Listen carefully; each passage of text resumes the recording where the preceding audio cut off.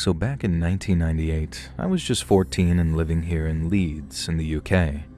I liked football, I liked my mum's shepherd pie, and I liked throwing sticks for our dog down at the park. Now what I didn't like most people, was school. I couldn't stand it, in fact. But I had my best mate Danny to get me through the day there.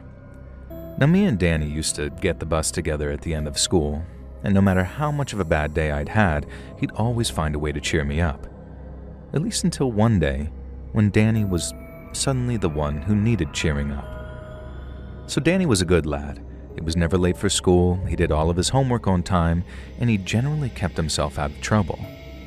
And then one day, while walking out of the boys' toilets, Danny accidentally bumped into a teacher named Mr. Carter, sending hot tea all over the front of Carter's nice white shirt. Danny apologized, but Mr. Carter was absolutely livid. Carter acted like he'd done it on purpose and then sent Danny straight to referral, which was even worse than being given straight detention. He then told the school's head teacher that Danny had deliberately spilt a scalding hot drink all over him. And this elevated the seriousness of the incident to a health and safety issue whereby somebody could have been really hurt. And as a result, the head teacher wanted Danny expelled. Danny's parents basically begged the head teacher not to expel him, and in the end, they managed to whittle down the punishment to 2 weeks of hourly after-school detention, including 2 hours on Saturday mornings. Danny said they believed that he hadn't meant to hurt Mr. Carter, but being fully aware of how unfair life could be, they advised him to keep his mouth shut, take the punishment, and put it behind him. Danny's brother, on the other hand, wasn't quite so philosophical about it. Paul, who was almost a whole 3 years older than us, wanted revenge. Although he'd never been personally picked on by him, Paul had hated Mr. Carter during his own spell at school, and having his little brother treated so unfairly sent him right around the bend. But while he promised that we'd get Carter back, he told us revenge was a dish best served cold. At the time, I had no idea what he meant by that, so Paul explained himself. If we rode our bikes past Mr. Carter's house that very same day and pelted it with 24 rotten eggs, he'd know who it was right away. But wait a couple of months and make him think that you're all good and sorry and all of that, and he'd have no bloody idea who it was. On top of that, Carter would have even less of an idea of who egged his house if we did something on a night of the year when all sorts of stuff like that is happening. That night being Mischief Night. Now for those that don't know, and to be fair, I didn't really know this myself till I googled it, Mischief Night is a tradition that stretches back hundreds of years. Historically, it's taken place on different days of the year depending on which area of the world you're in, but the premise is always the same. The night before some sort of religious festival, kids take to the streets to perform acts of mischief. In the distant past, the mischief involved robbing cabbages from nearby farms. But more recently, in places like the United Kingdom and America, kids throw eggs or sometimes whole rolls of toilet paper over houses and trees till they're completely covered. It used to take place on the 30th of April. Then I know at one point in parts of England, it used to happen on the night before Bonfire Night. But these days, on both sides of the Atlantic, the date seems to have settled on the 30th of October, the night before Halloween. And it's this night that Paul picked out for our revenge. Another reason Paul told us to be patient was so he could work out a way of really hurting Mr. Carter. Now I don't mean physically hurt him. Paul was a good lad like his brother, so the thought of actually harming the guy never seriously crossed his mind. But we needed a way of getting back at him for picking on Danny like he did, and that wasn't going to work with just a few eggs or some toilet paper. It was weeks before Paul came up with something. But then one afternoon, Paul shared his idea with us, and by gum, did it seem like a good one.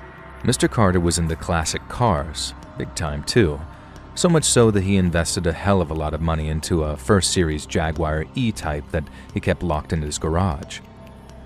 That car was his pride and joy, the thing that got him out of bed in the morning, and we were gonna wreck it. It was early October when we started planning, but right from the beginning, we knew it'd be no easy task. We couldn't just break in during the small hours of the morning. Mr. Carter or a neighbor would wake up and call the police, so we discussed some more silent options. We considered slashing the car's leather seats or spray painting Carter as a knob on the side of it, but that just wasn't going to cut it for Paul. He wanted Carter to suffer. I mean really suffer, and a deeply embittered Danny signed off on whatever he came up with, so we got creative. The first phase of the plan involved asking one of Paul's mates to do us a favor, or more like 24 favors actually. Almost every night for about 3 weeks, Paul's mate Marvin would ride over to Mr. Carter's house, and then after knocking on his door really loudly, he'd hop back on his bike and ride off. He'd give us little reports on it too, how Carter was getting angrier and angrier every time he did it, and by the time mischief night came round, Carter had taken to running down the street after a frantically pedaling Marvin, screaming that he'd give him a bloody good hiding once he got his hands on him. Now everything was going according to plan, or at least according to Paul it was. All we had to do was wait until mischief night and we'd make Mr. Carter suffer big time. And on the morning of the 30th, I was buzzing with excitement. All the kids at school were asking each other what they were getting up to that night, and both me and Danny had to put on poker faces when we said, not much, just keeping out of trouble. Neither of us had any classes with Mr. Carter, but I saw him in the corridor at one point, and I swear that I felt the color drain from my face as we passed each other. I got it into my head that if he saw me looking shifty, he'd know that we were up to something, so I was hugely relieved when 3:15 rolled around and it was time to go home. As me and Danny walked to the bus stop, we went over that evening's plan of action. Paul had everything organized and planned out meticulously. All I had to do was show up at their place at 7 p.m. When I told Danny I was nervous, he said he felt the same way, but he had also thanked me for helping out and told me that I was the best friend he'd ever had. Even if I had been harboring serious doubts, that last line would have obliterated them, and so needless to say, there was no turning back then. A couple of hours later, all 4 of us were just around the corner from Mr. Carter's house. Riding in a group like that with the 2 older lads, all my nerves were left behind me, and I was keen as mustard to knock 7 shades of crap out of Mr. Carter's old Jag. We hid our bikes down the street behind the cars. Marvin snuck up Carter's path, and then after banging on the front door, Marvin ran back toward the street and climbed on his bike. But then instead of pedaling off right away, he waited until Carter had opened his front door, and then he shouted, "Catch me if you can, tosspot," and then started pedaling like mad. Carter went berserk. Marvin had told us how angry the knock-a-door dash was making him, but seeing it for himself was something else. He screamed something we couldn't make out and then ran for his car, not the Jag, but his everyday car. And then after wildly backing out of his driveway, he sped off down the road in pursuit of Marvin. We were elated. The plan had worked perfectly, but we also knew that we only had about 15 minutes before Carter would return home. Marvin said it got to the point where he'd chase him in his car, and then after easily escaping pursuit using the neighborhood's alleyways, Carter would drive up and down looking for him for a while. And we wasted no time in putting on our gloves and running up Carter's driveway and toward the garage. Paul then took out a towel from his bag, and after Danny held it up against the small side window, he punched it through so it broke nice and quietly. Paul knocked out the rest of the glass and then laid the towel over the bottom of the frame, and then we climbed inside before someone switched on the light. But when the light came on, there was no bloody car. We couldn't believe it. This was a big open space where the car used to be, but for whatever reason it just wasn't there. Months of planning had amounted to nothing, and even if we managed to break a few windows or trample his flower beds, it wouldn't be as satisfying as smashing that Jaguar. I remember suggesting that we just leave, and maybe break one of Carter's front windows on the way out. Danny said that wasn't a bad idea, but Paul was having none of it. He said there had to be something in that garage that we could break or steal that'd really get to Mr. Carter, and he wasn't leaving till we found it. Even Danny thought that it was a bit much, and that we ended up getting caught if we stuck around too long. But Paul had already had something picked out. There seemed to be a footlocker, like the old military kind with a padlock, and as soon as Danny pointed it out, I knew what he was thinking. Inside would be Carter's old Army and Navy stuff, precious artifacts from his time in the forces. He'd be devastated if anything like that went missing. So, that's what we were going to take. There were a pair of rusty old bolt cutters mounted on a tool rack nearby, and then after Paul took them down, he and Danny got to work clipping the padlock off the footlocker. I remember how loud the bolt cutters were when they finally cut through, and then Paul and Danny dropped down, flipped open the lid, and started rummaging through the footlocker's contents. Looking over the shoulders, all I could see were white envelopes at first. I thought that they might have had money in them, seeing as they looked stuffed, but all they contained were pages of handwritten letters. There were a few pieces of jewelry, and Danny stuffed those into his pockets. But then Paul pulled out a framed photograph of a young woman, along with a small glass jar containing a lock of brown hair. I remember thinking the girl must have been Carter's niece or something, because he didn't have a family as far as we knew. But then, after looking at the photo for a few seconds, Paul dropped it back in the locker like it was radioactive.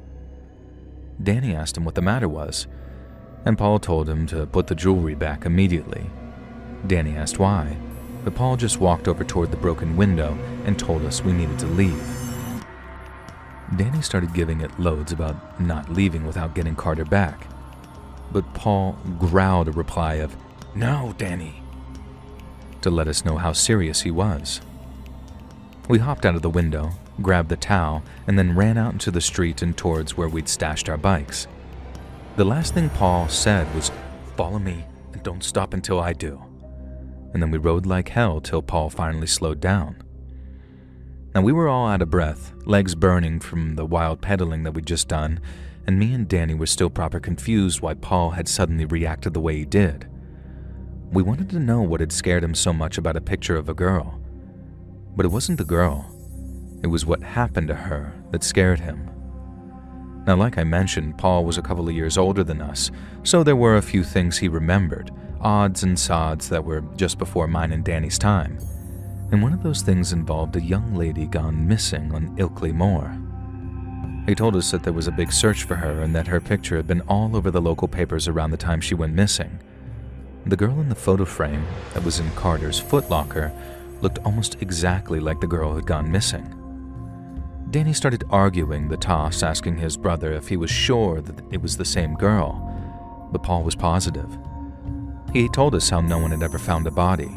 She was only assumed to be dead, but he was absolutely, positively 110% sure it was the same girl in the photo, and that that lock of hair and those pieces of jewelry had almost certainly belonged to her. I couldn't believe it, as in I literally couldn't believe what I was hearing. I didn't think Paul was lying or making anything up, but it was also like my brain just couldn't process what I was hearing. I thought that there just had to be some kind of mistake, that maybe this missing girl was one of Carter's relatives in some capacity, and what we'd seen was nothing but just some keepsake. But Paul wasn't an idiot, and he wasn't a coward either. He wouldn't have pulled us out of Carter's garbage unless he was deadly serious about something. I just couldn't bring myself to accept what he was suggesting. It only felt truly real once we arrived at a phone box outside of a row of shops, and Paul went inside, called 999, and then anonymously reported Carter for what we'd found in his footlocker. He didn't say how he knew that jewelry and that lock of hair were in there, only that he'd seen them with his own eyes. Then after giving Carter's address, he hung up and we rode off again.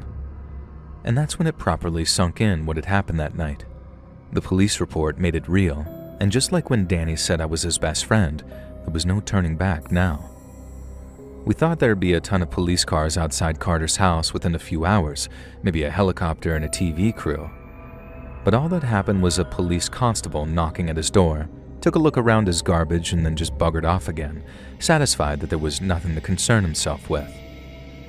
It was only then we realized that what was intended as a deeply serious report had been mistaken for some mischief night shenanigans. Breaking into Carter's garage and then into his footlocker had also given him advanced warning that someone had discovered what was potentially his deepest, darkest secret. So by the time a policeman was having a mooch around his garbage, he'd probably scrubbed the place from top to bottom and re-hidden that footlocker if he hadn't disposed of it completely. And in the weeks that followed, I thought Carter was going to be arrested at any moment. I couldn't bring myself to even look in his direction as I feared that one look at my face and he'd know it was us who broke into his garage. Paul kept telling us to be patient again, that investigations took time and that Carter would be arrested eventually, but he wasn't. Nothing ever happened. Or rather, the only thing that happened is that Carter got away with it. And just after Christmas, once we were all back in school, there was an announcement in the school's assembly. Carter was leaving, not just to another school somewhere in England, but to teach at some international school in Hong Kong. The head teacher treated it like Carter was moving up in the world, going on some grand adventure to the Orient. Only me, Danny, and Paul and Marvin knew the real reason Carter was moving. We talked about it once or twice, and Danny mentioned something about extradition. He didn't know the word for it at the time. He just asked about the potential of Hong Kong handing Carter over once his crimes came to light. But then Paul shared his theory on why Carter had picked Hong Kong over just about anywhere else in the world. It might have been an ex-British colony, and it might have still had plenty of English-speaking institutions, but Hong Kong had been handed over to China that previous year. If it was no longer British territory, and since the UK didn't have an extradition treaty with China, Carter wouldn't have to return home. Even if they found a smoking gun on his property, there was nothing the police or government could do to bring him to justice, and the worst part, it was all our fault. By breaking into that footlocker, all we'd done is give him advance warning. He might have come a cropper at some point, and if the police raided his house, they'd have found the same thing we did. But any chance of that happening were scuppered the moment that we decided to cut the padlock off. Smash his car, and maybe the police find the footlocker while they're following up on a vandalism report. But by making an anonymous report on mischief night of all the bloody nights, all we'd really done was make sure Carter could escape justice. And to this day, I still feel this deep twinge of shame and regret. Paul had it the worst, what with it being his idea. He got mad into booze as he got older and was an out-of-work alcoholic by the time he was 30. People thought he was just a loser, someone who couldn't deal with the everyday working world. But me and Danny know different, because it's the same shame and guilt we only barely managed to fight off that ended up completely consuming him.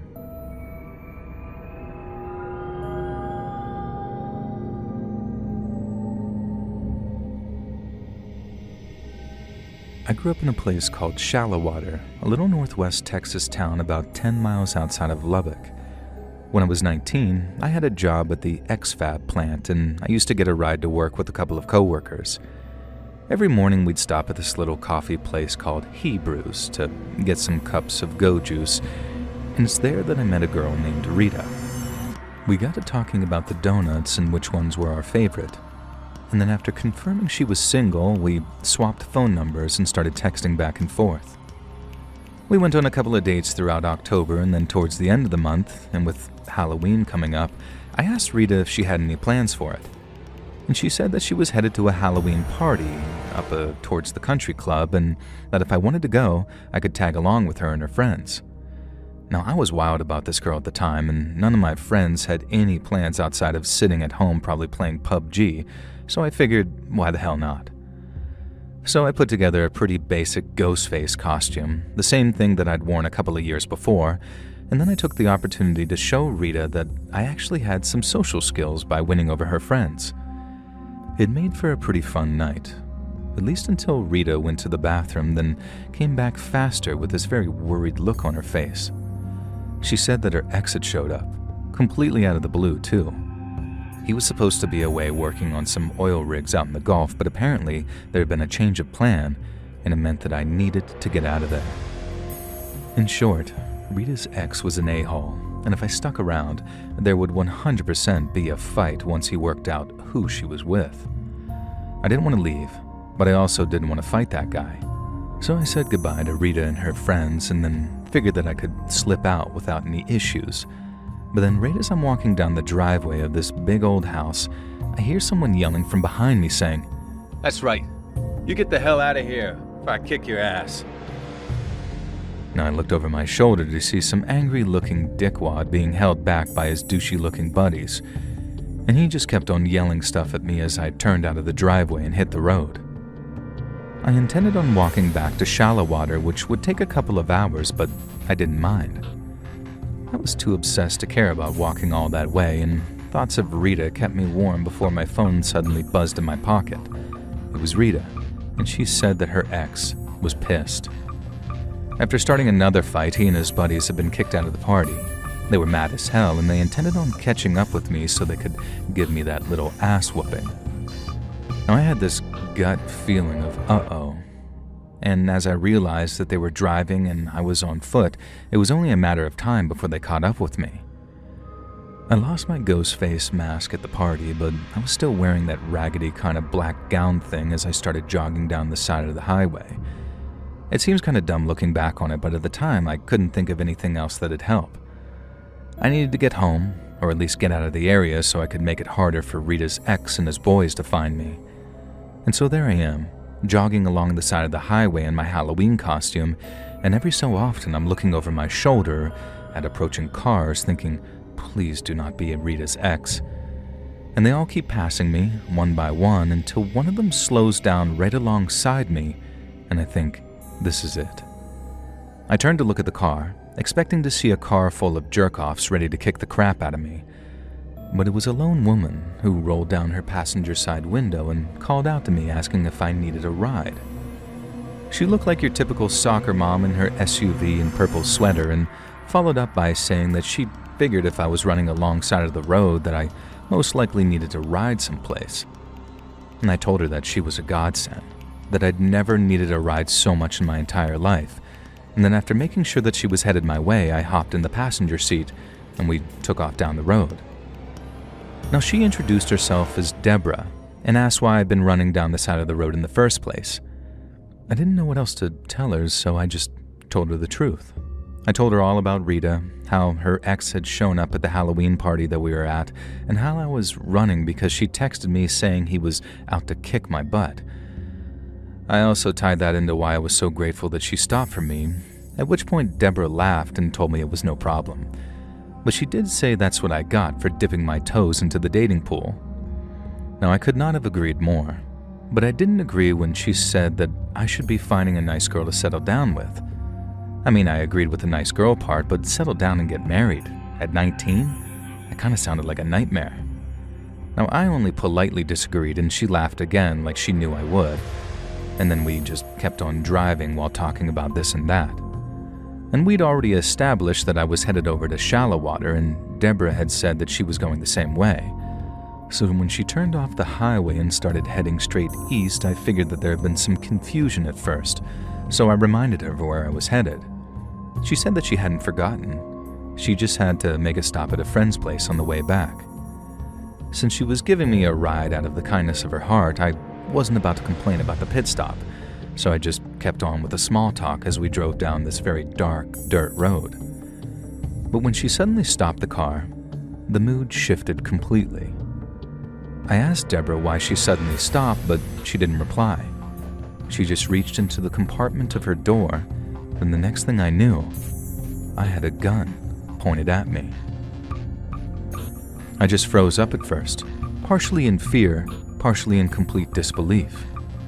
Deborah then tossed a small sack at me, one made of a black cloth, and she told me to put it over my head. I thought it was a joke. Just a really bad joke, so I told her, this has to be a joke. But Deborah wasn't joking, not at all. And she said that I could either put the bag over my head, or she'd shoot me in the head, call 911, and tell the cops I tried to violate her. Again, I was just stunned. It was a waking nightmare. It had come out of nowhere, so I just couldn't find the words till she says, "Are you deaf? Put the bag over your head before I shoot you dead." I asked where she was going to take me and what she was going to do with me.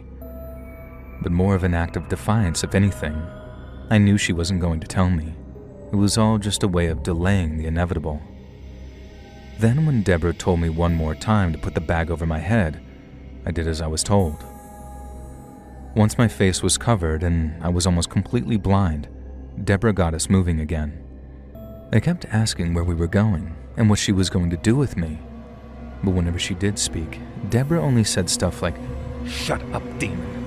I ain't got ears for none of your lies." And she kept referring to me that way, as a demon, when we stopped the car and she ordered me out. I couldn't see where I was walking, but she kept the gun to my back until I recognized that we'd walked inside someplace. The next thing, she's telling me to put my arms out, and she's tying my wrists around some sort of metal support that felt cold on my wrists.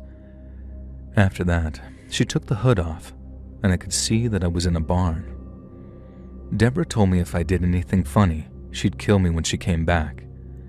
Then she left the barn for what felt like forever before coming back with what looked to be her younger daughter or something. She still had that gun pointed at me as she told her kid how I was a demon, and if they both said a prayer, I'd reveal myself as the monster I was. The whole time I'm trying to reason with her, telling her I'm a good person, and that I say my prayers too, stuff like that. But Deborah keeps telling her daughter things like, "Now hear that? Those are the devil's lies. And we don't have ears for the devil's lies, do we, sweetie?" She had that kid trained pretty good. She barely even looked at me, just kept her eyes on her mama, nodding yes or no whenever she asked a question like, "And you know what we do with demons, don't you, sweetie?" "That's right. We destroy them." Then both of them together started praying, and no matter how much I begged them both to see some sense, they wouldn't listen. When I got louder, they got louder, until we were all screaming so loud it seemed crazy that no one could hear us. But no one could hear us, and so no one showed up to help me. And when I was done screaming, and Deborah was done praying, she told her daughter to look at me and see the demon that's been revealed. That kid saved my life because she took one look at me, crying and begging for my life in sobs, and said, "I don't see a demon, Mommy." Now Deborah responds, "Of course you do, sweetie. Look harder."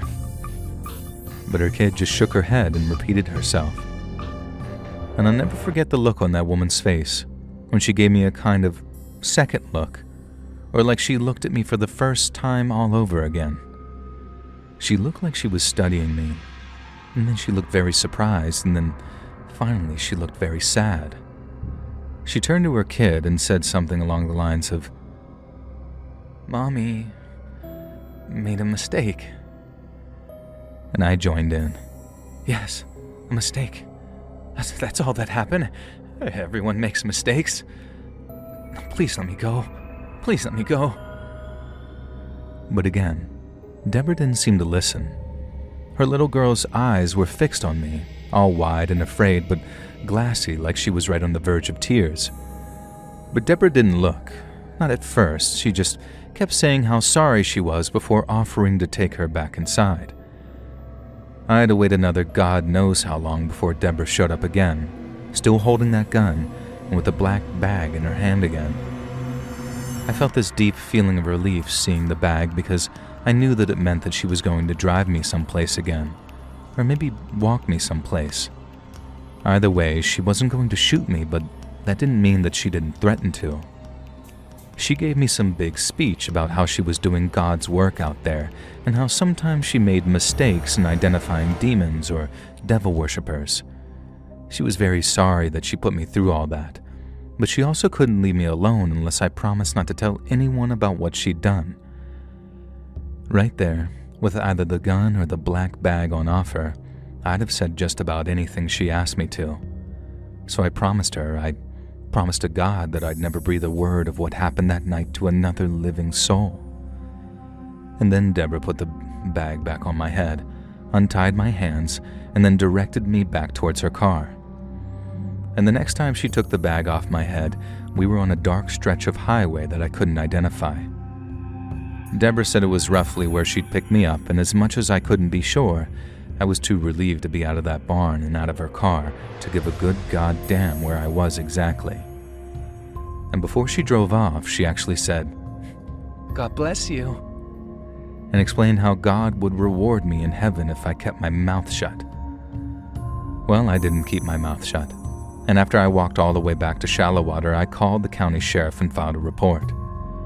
I knew it wouldn't be an open and shut case, obviously, but the cops got back to me and the prognosis was probably worse than I thought. Without any witnesses or anything like that, any kind of legal proceeding would be a sort of case of he said, she said. Deborah's version of events were obviously entirely different from mine, but it wasn't just they were different, they were varied wildly. She said that she did the Christian thing of giving me a ride home, and I tried to take advantage after stopping at her home so she could give me a bite to eat. She said that I was drunk, which admittedly I was, and the fact that I'd been partying beforehand would look real bad if it was just put in front of a judge. And then, on the off chance that they did manage to pin a charge on her, it might not be anything big like kidnapping, because if she convinced a court that she was in fear for her life, they might not even convict her for reckless endangerment and she might just walk. And in the end, the best advice the cops would give me was, don't get into cars with any more strangers. And to save myself the stress, I just chose not to press charges. Needless to say, I had one hell of a story to tell Rita. And she thought that it was crazy not to press charges, at least until I explained how it might potentially have my name dragged through the mud. If I tried to get Deborah locked up, which wasn't even her real name by the way, she could make the counterclaim that I was just some drunk pervert who tried attacking her after showing me kindness. This was right on the cusp of stuff like MySpace getting big too, so the idea that people could look me up and assume that I was some kind of predator, that would be like a whole second nightmare I had the power to avoid. Sometimes I regret it, especially when I think about her doing the same thing to other people, because I get a sick feeling in my stomach that some people didn't get to walk away.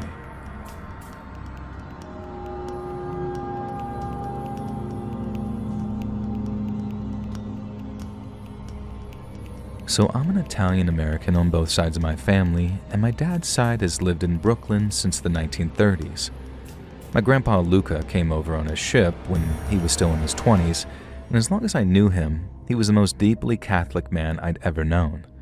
He carried rosary beads around with him, he never missed a mass or confession, and he sprinkled holy water in his bedroom every night to protect against evil spirits while he slept. But there was one aspect of his faith that he didn't pay much mind to, and that was the obligation for pilgrimage. My maternal grandmother always prided herself on her visits to the sanctuary of the Madonna di Loreto and the Monte Sant'Angelo. But Grandpa Luca had absolutely no intention of returning to Italy for any reason whatsoever. During one of the many conversations I had with him, I asked him why that was. Why a man so proud of his culture and cuisine could be so averse to seeing his homeland again. He replied that, as much as there were things he disliked about America, it was a new place where the things of the old world couldn't follow him. I was never quite sure what he meant by that. If it was heartbreak or debt or the mafia that drove him to America, but one day when I was old enough, he saw it good to actually tell me a story. And I realized why he'd stayed so quiet about it in the past. So born in 1911, Grandpa Luca was 11 years old when Mussolini and his fascists came to power. He grew up in a very poor area of southern Italy, a place where the fascists had a lot of support, so when Grandpa turned 17, he was proud to enlist in a very prominent paramilitary organization. I don't want to turn this into a whole history lesson, so I won't go into it too much in detail regarding which organization Grandpa joined, but let's just say it was a very brutal, very fanatical one that ran their own secret prisons on behalf of the state. And being a dictatorship, the government had to disappear a lot of people to keep hold of said power. But they also needed a place for these people to disappear too, and that's how they ended up setting up their own secret prisons around the Italian countryside. My grandpa was young and keen to do his part for his country, and he never envisioned himself guarding the jail cells of artists or poets, but he never complained either. And then when he proved himself capable, he got moved to a place where more dangerous prisoners were kept. And these weren't just prisoners of conscience. Some of them were hardened partisans who'd taken up arms against the state, But there were other kinds of prisoners too. You see, one of the ways the fascists kept their grip on power was by partnering with the Catholic Church, but this partnership had its conditions. The church had to tell everyone that Mussolini was a good guy. Then in return, the fascists would wield their power to crush the church's enemies. But who did the Catholic Church call its enemies? Well, to put it bluntly, religious cults. And when I heard cult, I thought of the Branch Davidians at Waco or Jim Jones and company drinking the Kool-Aid down in South America. But we only heard about the bad religious cults, and there happen to be some that aren't nearly so sinister. A religious cult might form around a particular saint, for example, or a group might practice mild forms of flagellation. The latter is all well and good if it's sanctioned by the church, but if it's done without strict adherence to doctrine or without their explicit permission, it's considered a grave sin. And as much as they probably like to, the Catholic Church can't just go around arresting and detaining people for committing sins. But that's where the fascists came in, thugs who would do things that would get their hands dirty. Instead of poets, artists, and resistance fighters, Grandpa found himself guarding the cells of sweet old priests or harmless hermits who posed a threat to the church's control. It seemed almost every day some harmless old fruitcake was dragged in, broken and bleeding, and every single time, my grandpa would wonder why. But then came the day when they dragged a man in with no name, and Grandpa didn't wonder anymore. Even the most withered and isolated hermits gave a name when beaten hard enough. But this man, who was stick-thin and with long black hair, only said, "I don't have a name."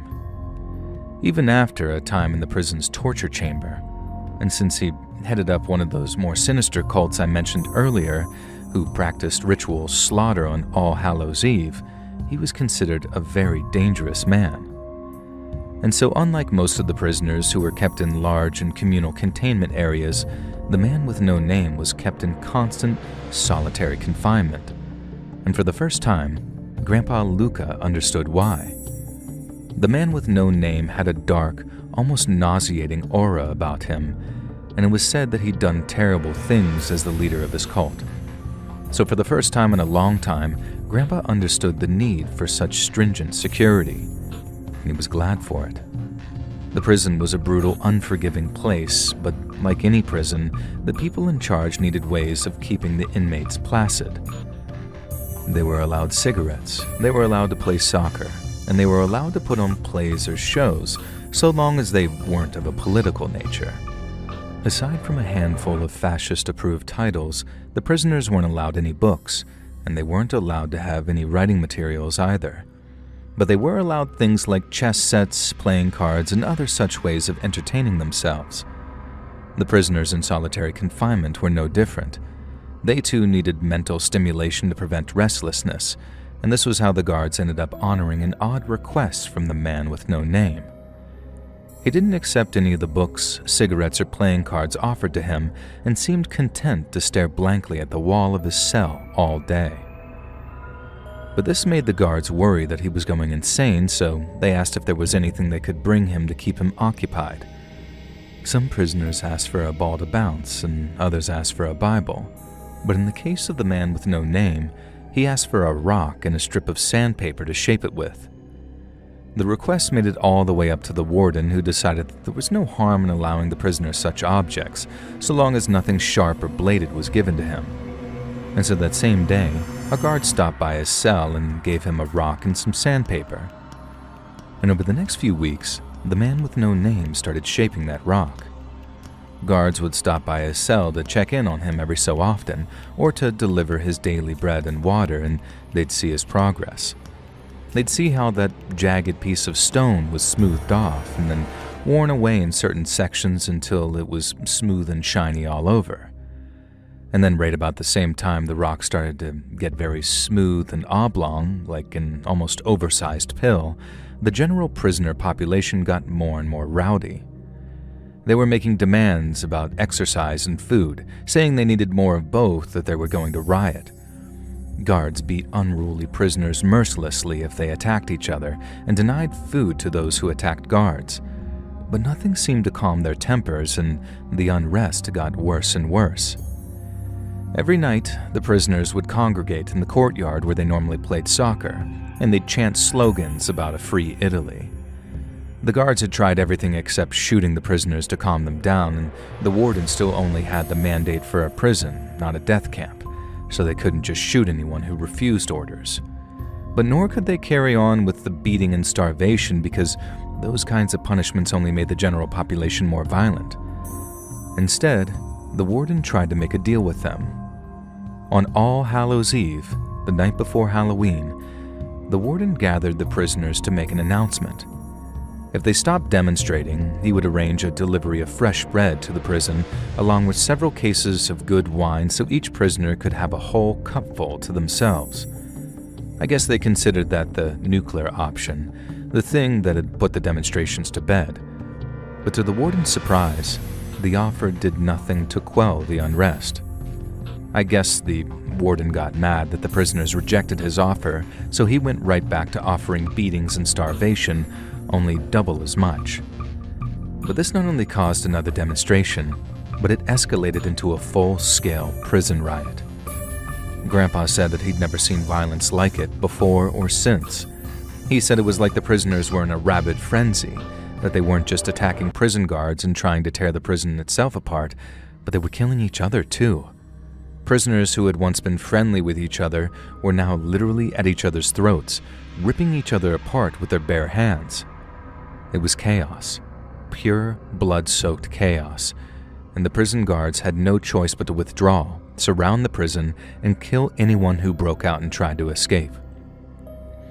All night long the riot lasted, from dusk until dawn, but only a single prisoner breached the outer wall to be shot by the waiting guards.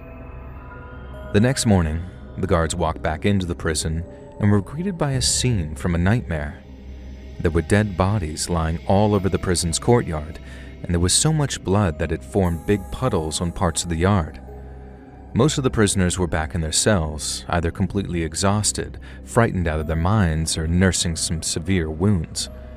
Most were accounted for in one way or another, but once they completed their body count, the guards realized someone was missing. But there was no time wasted in figuring out who because only one of the cells was empty. The cell belonging to the man with no name. Grandpa corrected himself after saying the cell was empty because that wasn't strictly true. It just didn't have anyone living inside of it. Lying on the floor of the cell in a pool of his own blood was a prisoner, one who had no apparent connection between himself and the man with no name. His heart had been torn out, ripped clean out of his chest, and the man with no name was nowhere to be found. The guards searched the prison from top to bottom, certain that the man had to be hiding somewhere, but they couldn't find him, and in the end, they had to accept that somehow the man with no name had escaped. Grandpa said a big investigation followed because the warden was convinced that he couldn't have escaped without the assistance of a guard. He said one of them was either a member of the man with no name's cult, or he'd been bribed or threatened into helping him escape by the man's acolytes. Grandpa said all of them were dragged into interview rooms and then threatened with imprisonment or worse if they didn't confess, but not a single guard showed any hint of being involved, and the warden was forced to come to an alternative conclusion to save his skin. The official report stated that, to the best of the warden's knowledge, the man with no name had died during the riot and that his remains were too mutilated to properly identify. And this was way more acceptable to the warden's superiors because he wouldn't exactly go around saying the man had disappeared. But disappeared is exactly what the guards thought happened. They just had to keep their mouths shut about it. And that wasn't the only thing that they were ordered to keep quiet about. Some of the guards started saying that the unrest only started happening when the man with no name took to shaping that stone of his, and how it got worse and worse as the stone got smooth and then started to take shape. One of the guards added that on the morning of October 31st, the man finally completed his little project. He turned that jagged rock into a small but perfectly formed figure of a man. And hours later, the demonstrations turned nasty, the warden had his offer rejected, and that terrible slaughter had started. And such things were not allowed to be discussed, and nor were the guards permitted to leave or transfer their posts, lest somebody suspect that the warden's version of events be anything less than truthful. Grandpa realized that if he was going to escape his life as a prison guard, he'd have to escape the entire country. And so that's what he did. He went AWOL, smuggled himself into France, and then was on a ship headed for New York by his first week of December. He spent his first Christmas in New York alone and not being able to speak English, but he didn't mind, because America was a place where the things of the old world couldn't follow him.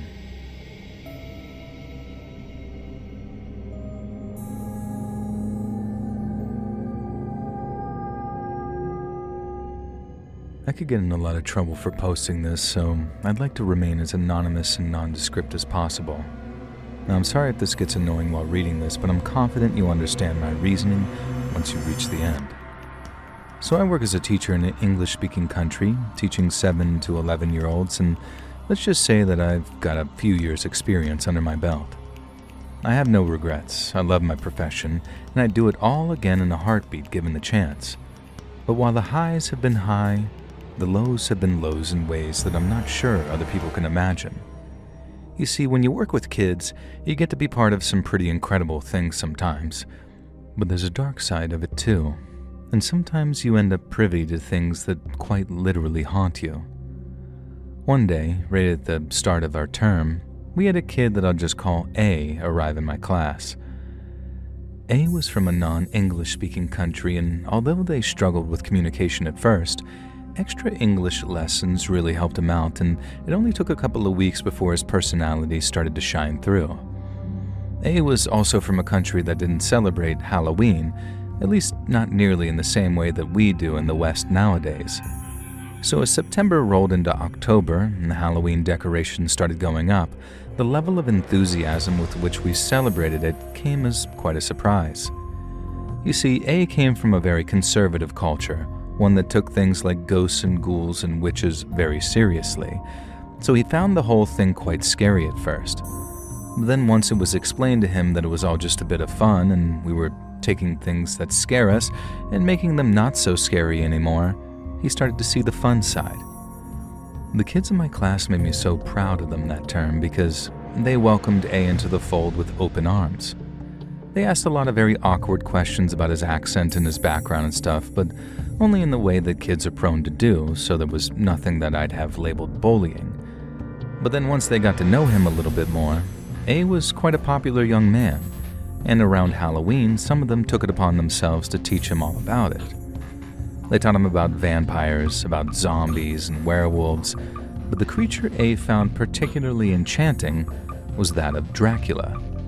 I asked him why, and he said he liked the idea of staying up all night and being able to turn into something that could fly, i.e. a bat.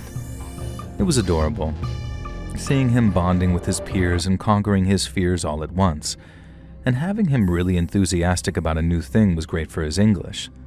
Slightly odd that some of his first advanced English words were things like undead and Transylvania, but whatever it takes, I suppose. Halloween that year was on a Friday, and after lunchtime, me and my class played dress-up. We put on masks and makeup and scary costumes and had a pretty good laugh about having an impromptu Halloween party. A wore a pair of plastic fangs that I bought and a torn bin liner as a cape, and then he spent the whole time creeping around and hissing at the other kids from behind his shiny black plastic cape. They thought it was a riot, and once again, A was a joy to watch. Then, at the end of the day, he insisted on going home still wearing his cape and fangs. I told my boyfriend about it that weekend and agreed that A sounded like a really nice kid. And then, come Monday morning, I was excited to find out his little vampire routine had survived the weekend. But A wasn't in class that morning. We had to have the headmaster call his family at home to find out where he was, and it was only then we found out that he was sick.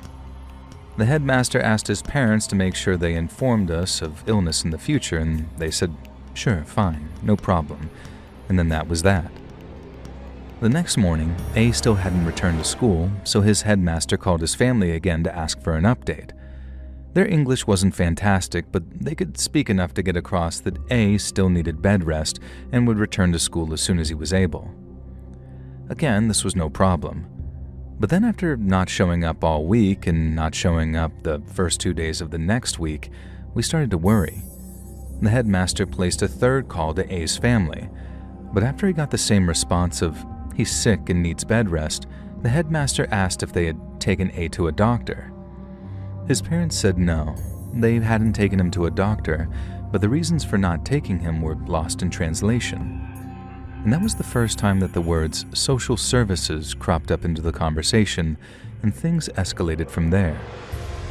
A full 2 weeks after A was absent from school, a social worker knocked on the door of his family home. The same conversation played out again, with the social worker being told that A was sick, and the social worker asked if she could come inside to see him, but A's parents refused. The social worker said that she had the power to come back with a police officer, and they'd be arrested if they barred her access to A, but either they didn't understand what she was saying or they didn't care. In an ideal world, the police should have gone over to the house immediately to perform a wellness check. But red tape meant the social worker couldn't get a specially trained member of the community outreach team until a full 3 weeks after A's initial absence. And then, and only then, could they access A's family home, and what they found inside must have shaken them to their very foundations. A was lying in his bed, nothing more than skin and bones. There was evidence his family were trying to take care of him, but he was still dangerously ill, so after an ambulance was summoned, A was rushed to the hospital. And upon his arrival, there was a mad dash to find out what was wrong with him, because he really was on death's door with him being so skinny. But doctors soon worked out why he was so ill. A hadn't eaten in nearly 3 whole weeks, and had only been given the bare minimum of water to keep him alive. Once they realized it was a case of starvation, A was nursed back to health and the police moved to arrest his parents. But from what I heard, A's parents behaved unlike any the police officers had dealt with before, at least when it came to child neglect cases anyway. They seemed like good, hardworking, honest-to-God people, and they were absolutely devastated that their son was so ill. But when the police asked why A was so malnourished, his parents couldn't understand what the issue was. In their view, they'd done the exact thing a local holy man had advised them to do, which was feed A as little as possible in order to starve the demonic spirit that had possessed his body. And I can only imagine how stung the people were when they heard A's parents say that. But say it they did. They were absolutely steadfast in their belief that their son was possessed by a demonic entity, and the first clue that they'd gotten was his sudden and intense interest in the macabre. They went to that local holy man that I mentioned, and he gave them their assessment, and then they did what they thought was best for their son. But in reality, it almost killed him. During the 3rd week, when A was really starting to waste away, his parents arranged for the holy man to come over so he could give A an exorcism. I don't think it was the kind from the film, with holy water being flung all over the show and the power of Christ compels you being yelled in tandem. But they did something, some kind of ritual designed to expel demonic forces from A's little body. But I guess from their perspective it didn't work, so the starvation diet only continued. Hearing all that was easily the most frighteningly shocking thing I'd heard in my career, and nothing's topped it since. The thought of that poor little boy, lying in that bed wasting away, and all while believing that there was some demon inside of him. It breaks my heart just as much as it sends a shiver down my spine. A's parents ended up going to prison. Not for long, but I know they got custodial sentences while A went to live with a foster family in another part of the country. I'd so look forward to seeing him that Monday morning, to see if he was still obsessed with Dracula. I had no idea that I was never going to see little A ever again.